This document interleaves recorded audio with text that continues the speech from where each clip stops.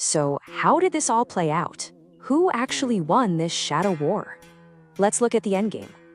So the turning point comes around 1997. According to this analysis, the US and the UK start this big media push to unmask what the generals are doing. Suddenly, you've got articles in places like the New York Times blaming the Algerian army for the massacres. This basically forces everyone to the table, and they cut a deal. Then, fast forward past 9/11, the old GIA, now totally discredited, gets swapped out for a new group, the GSPC, which, surprise, surprise, the generals immediately brand as a branch of al-Qaeda. It was the perfect pivot. And the absolute cherry on top, by 2002, you have a top US official actually praising Algeria, saying Washington has much to learn from them on how to fight terrorism. You can't make this stuff up.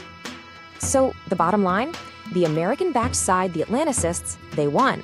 And what was the prize?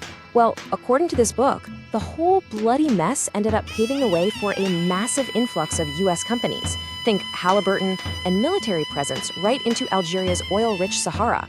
And that brings us to maybe the most chilling detail of all, something apparently noted by French intelligence analysts.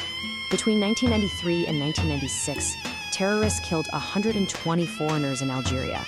And in that entire list of victims, there wasn't a single American, not one. So what do we do with all this? If you accept the argument laid out here, that an entire terrorist war can be a fabrication, a tool used by a state for its own geopolitical aims, well, what does that say about the nature of modern war? It really makes you question the stories we're told, doesn't it? It makes you ask who the real enemy is and what the fighting is really all about.